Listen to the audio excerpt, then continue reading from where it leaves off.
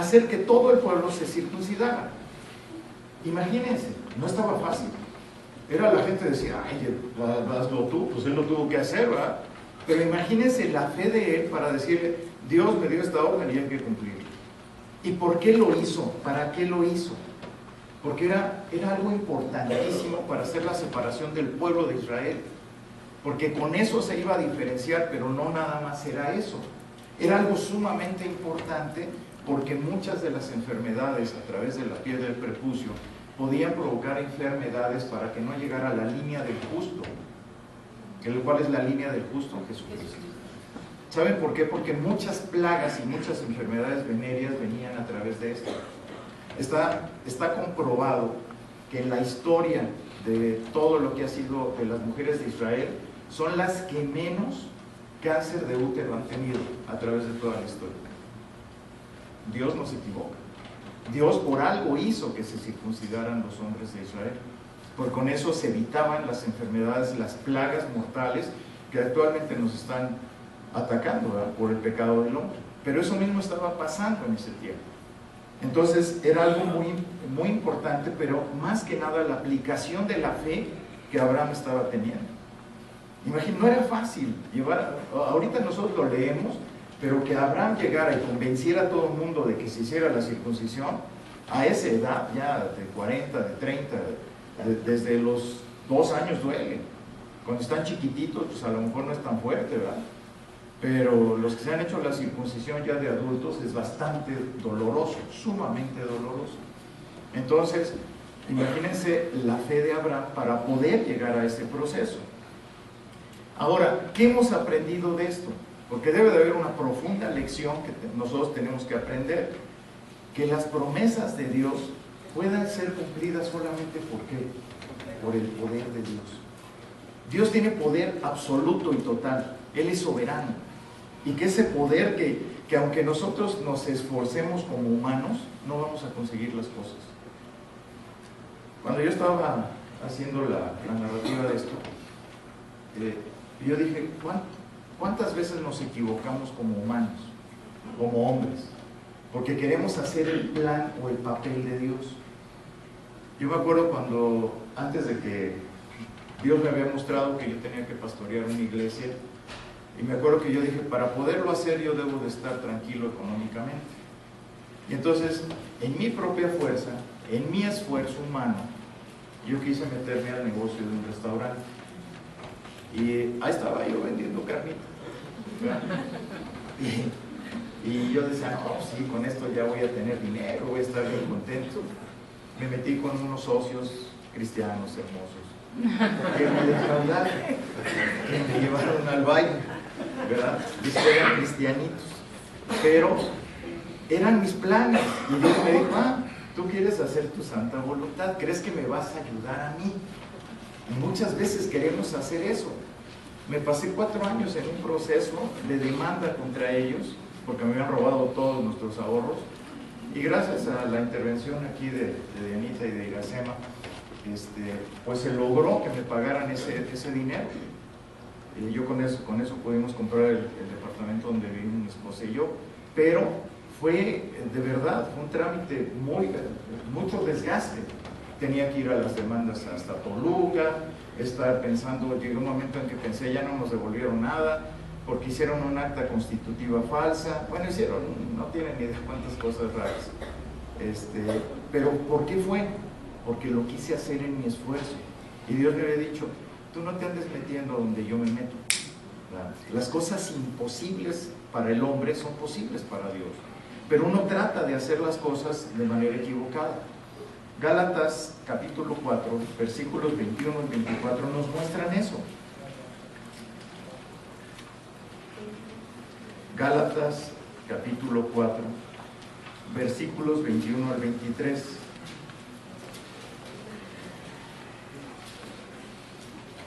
Decidme, los que queréis estar bajo la ley, ¿no habéis oído la ley? Porque está escrito que Abraham tuvo 2 hijos, uno de la esclava y el otro de la libre. Pero el de la esclava nació según la carne, mas el de la libre por la promesa. Fíjense la diferencia. El de la esclava, ¿por qué nació? Pues porque ellos creían que tenían que hacer su papel, pero el verdadero fue el que de una manera sobrenatural nació.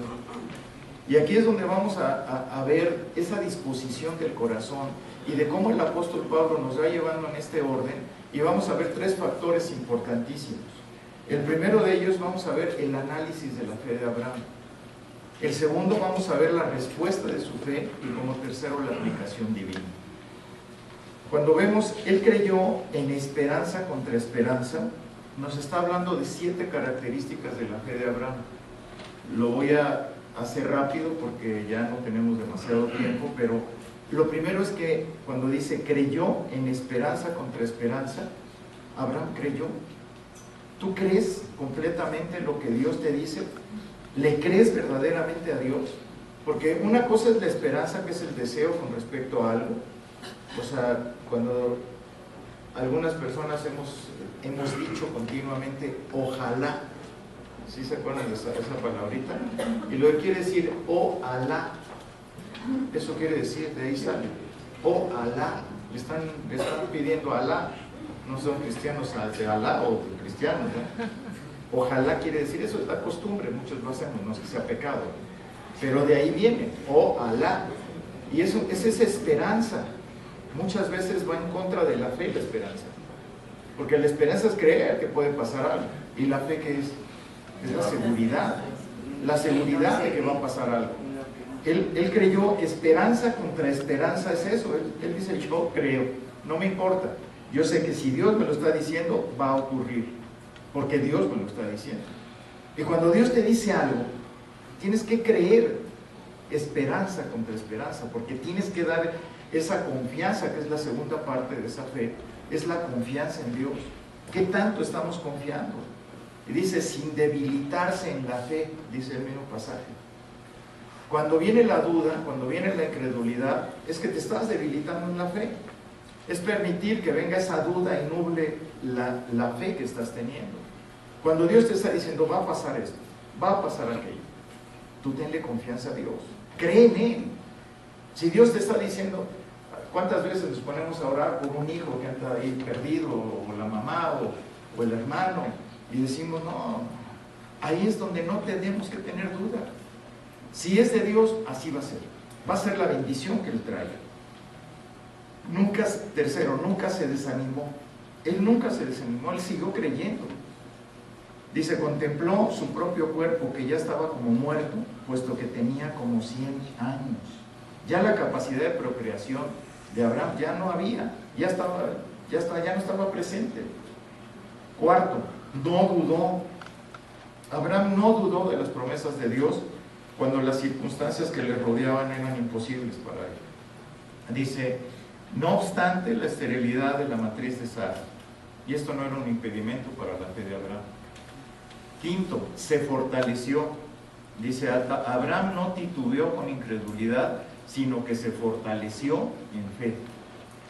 Una fe que lucha, como les decía, no se puede equiparar a la duda.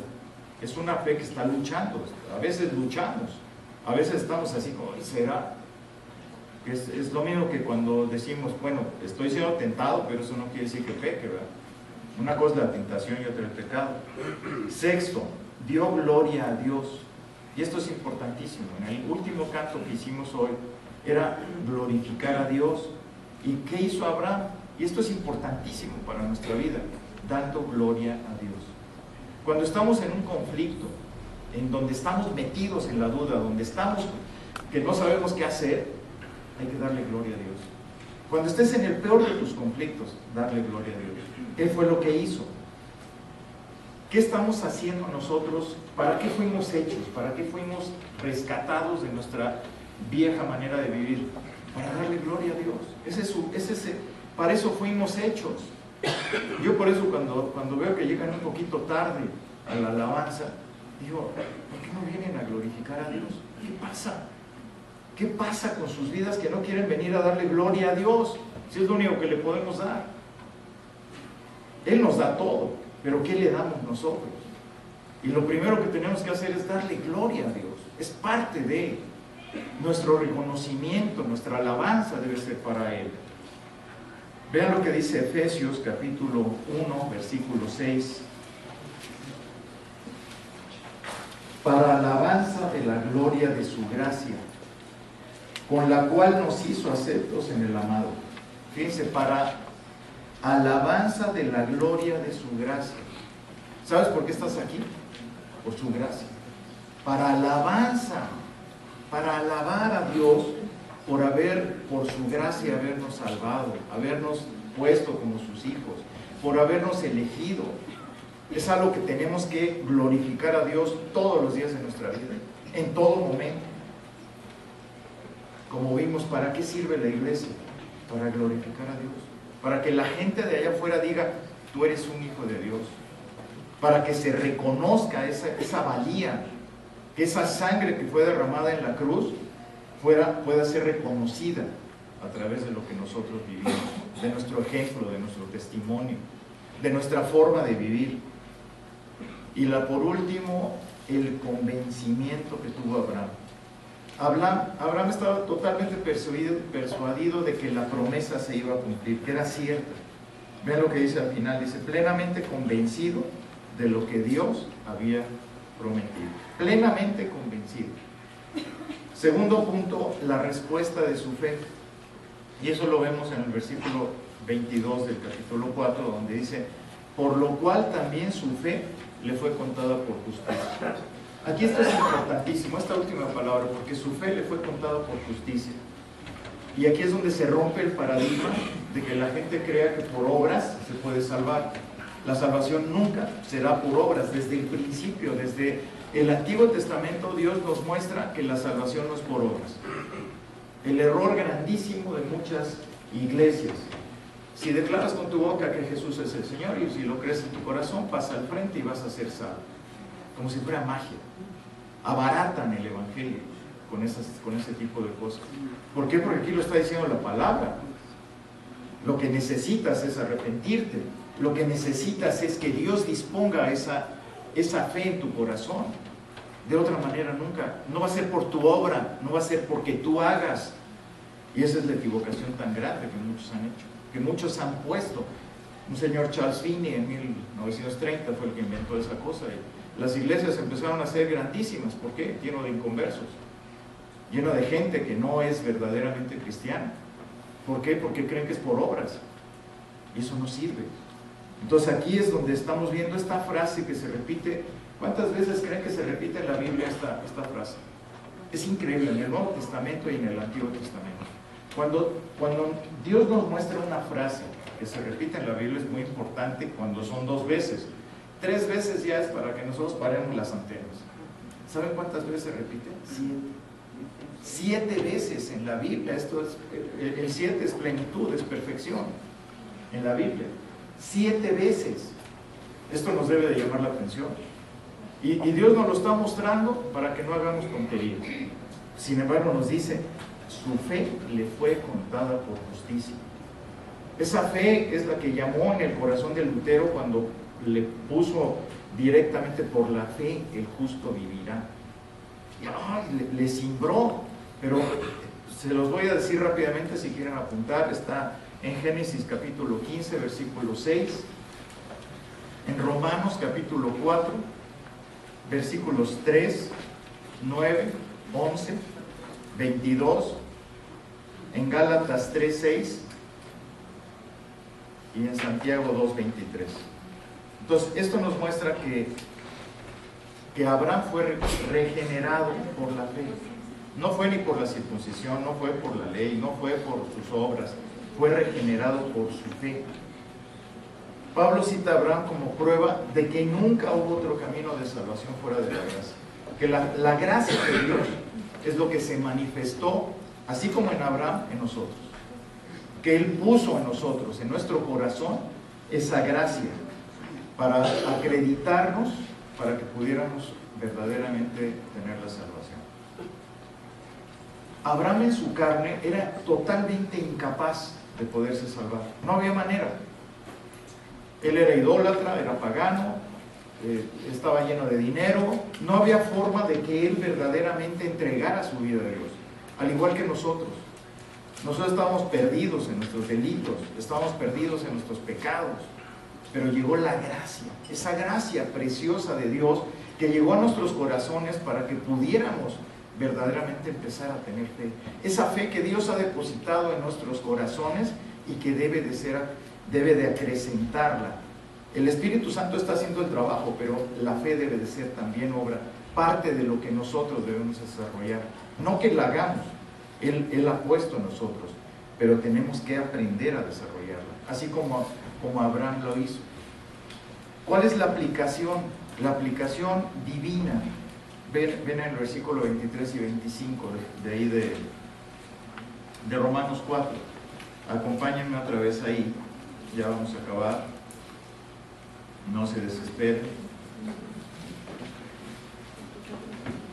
Pero vean lo que dice: sino también con respecto a nosotros, a quienes ha de ser contada, esto es, a los que creemos en el que levantó de los muertos a Jesús, Señor nuestro. ¿Lo crees? ¿Verdaderamente crees que Dios levantó de los muertos a Jesucristo?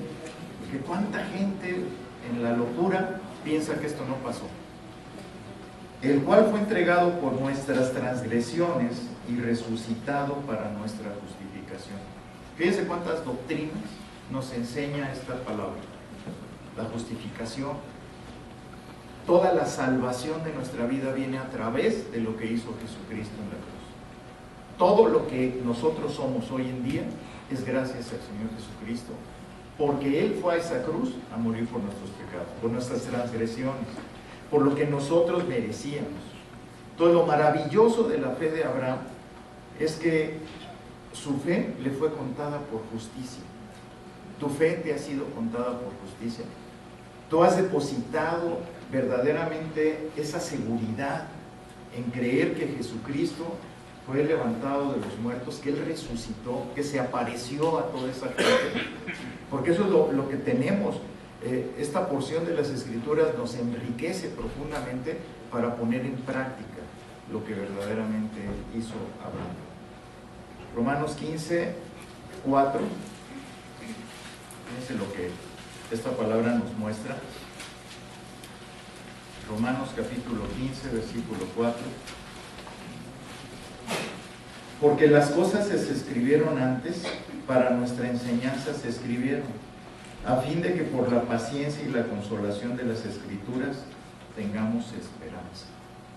Es precioso esto, porque la historia de Abraham y su fe es importante, porque la Escritura no nada más fue escrita en aquel tiempo, es vigente para nosotros, es actual para nosotros, nos enriquece.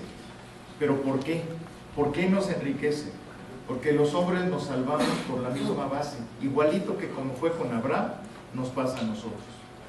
Nosotros obtenemos la salvación de nuestras almas, de nuestras vidas, por la gracia de Dios, no por nosotros mismos. Nunca será por nosotros. Y es lo mismo que se ve ahí a través de la revelación divina que Dios pone en la Escritura.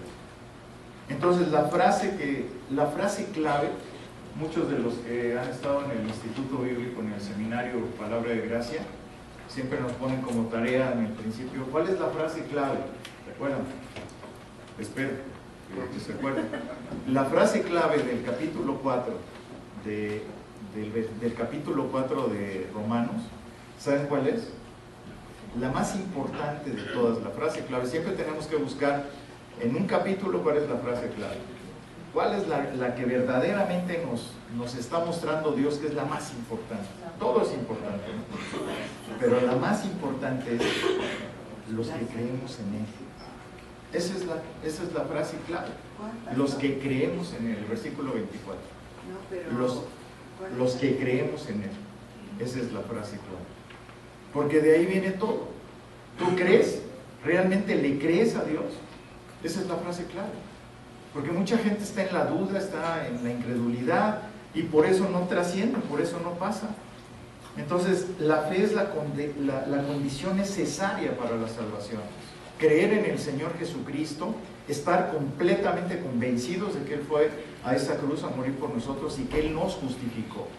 Entonces, nosotros vemos, por ejemplo, una de las evidencias de que una persona ha nacido de nuevo, la más clara de todas, ¿cuál será? Cuando le damos gracias a Dios. Cuando despertamos y le decimos gracias, Señor. Gracias por haber permitido que amaneciera. Gracias, Señor, por los alimentos. Gracias, Señor, por el trabajo que me has dado. Gracias por la provisión.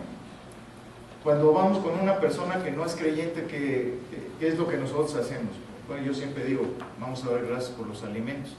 Y la gente dice, sí está bien, pero ellos nunca lo hacen. Para ellos es así como raro, ¿no? Como que lo dejan a uno. Pero a ellos no les importa dar gracias a Dios. No les interesa. O sea, por eso la primera evidencia de que uno ya nació de nuevo es agradecerle a Dios. Es decir, gracias, Señor, por lo que me elegiste, por lo que me has permitido vivir. Porque quiero glorificarte todos los días de mi vida. Y aquí es donde vemos que Abraham, fíjense, a diferencia de nosotros, Abraham tuvo una revelación limitadísima. No había palabra, no estaba escrita la palabra. Él tuvo, nosotros hoy tenemos comentarios, tenemos diccionarios, tenemos hasta logos, una maravilla. Y él no tenía nada, pero le creyó. ¿Cuántos de nosotros tenemos miles de cosas y ni leemos la Biblia? Tenemos todas las versiones bíblicas, tenemos todo para estudiar la Escritura y ni siquiera lo hacemos. Abraham no, Abraham le creyó a Dios. Y eso es lo que yo creo que debemos de llevarnos de este pasaje tan maravilloso, que es entender, ¿verdad? Y al final, cuando Abraham, entre más tenemos nosotros, más comodinos nos hemos hecho. Pero vean lo que él creyó al final, y es lo que el apóstol Pablo pone. Dice que levantó de los muertos a Jesús, Señor nuestro. El creer en eso te está dando la garantía de que tu vida tenga una transformación. El creer que verdaderamente Dios levantó de los muertos a Jesús, que fue entregado por nuestras transgresiones. ¿Lo crees? ¿Verdaderamente lo entiendes y lo crees en tu corazón? Porque esto demuestra lo que el hombre educado, sofisticado de hoy en día, desgraciadamente, pues eso le impide creer tener una creencia. A los que van a la universidad y que les empiezan a enseñar una serie de tonterías como la evolución y cosas por el estilo, ¿qué hace esto? Esto frena el entendimiento claro, porque dicen, ¿cómo va a resucitar Jesucristo? ¿Cómo va a ser eso? Es un cuentito. Esas son cosas, bueno, creo en parte de la Biblia, pero otra parte no la creo. Se han topado con gente así, me imagino. Y es la educación. En vez de que sea una educación verdadera de lo que es la Biblia, de decirle a la gente, ¿sabes qué? Jesucristo murió y Jesucristo resucitó. Y murió por tus transgresiones. Murió para que tú pudieras ser justificado. Y cuando la gente verdaderamente lo creemos, que estamos convencidos de que esto fue así, ahí es donde viene el cambio de nuestra fe. Porque Dios ha depositado esa fe. Pero esa persona necesita reconocer, renunciar a su soberbia y verdaderamente declarar que Jesucristo es Rey. Esa es la diferencia que viene a nuestras vidas. Y yo creo que muchos de nosotros hemos podido tener esa fe que Dios ha depositado en nuestros corazones, y por eso debemos estar agradecidos todos los días. Todos los días darle la gloria a Dios, decirle gracias, Señor, por lo que has hecho en mi vida. Vamos a orar, si quieren inclinar su rostro. Padre, te damos muchas gracias por lo que tu palabra nos ha mostrado, porque cada uno de nosotros hemos podido entender que así como la fe de Abraham, tú has puesto esa fe y la has depositado en nuestras vidas. Gracias por mostrarnos a través de tu palabra, de esta carta a los romanos, que tanto agradecemos, Señor, porque es la columna vertebral de nuestra fe. Tu palabra se ha hecho verdaderamente, la has puesto en nuestro corazón para poder cambiar tantas cosas que han estado equivocadas. Hoy queremos pedirte, Señor, que nos perdones por todo aquello que hemos querido hacer con nuestro propio esfuerzo, con nuestra propia mano. Que la fe de Abraham sea un ejemplo para nosotros, que así como lo pusiste en los padres de la fe, como ejemplo para nosotros, Señor, que podamos trascender todo esto a través de tu palabra, que sea un ejemplo de práctica para nosotros, que realmente podamos entender que tú eres el Dios de lo imposible, que si tú nos has dicho que esto sucederá, tenemos que creerlo sin duda, que obviamente a veces nuestra fe es débil y queremos pedirte que tú la incrementes, Señor, que tu palabra dice que si alguien no tiene fe, que la pida. Y hoy queremos pedirte que tú incrementes esa fe en nosotros, que podamos confiar plenamente en lo que tú nos has prometido. Que todas esas dudas que hemos tenido, hoy podemos entender que tú eres soberano, que tú eres perfecto, Dios, y que nada en ti hay una falla. Queremos rogarte que pongas en nosotros el querer como el hacer, el poder entender claramente que tu palabra es una joya para nosotros, que no podemos despreciarla porque al empezar a estudiarla, al escudriñarla, tú nos instruyes para vivir mejor cada día. Pon en nosotros, por favor, un corazón de fe, Señor. Las personas que hoy asisten por primera vez, pon en ellos verdaderamente ese arrepentimiento sincero en sus corazones. Y que todos aquellos que aún están dudando o practicando parte de su pecado, te pedimos que tú pongas en ellos esa fe para confiar plenamente en ti y entender que solamente por tu gracia, por tu poder en esa gracia absoluta, podemos ser transformados. Te damos gracias, la honra y la gloria para ti, Señor Jesucristo. Amén.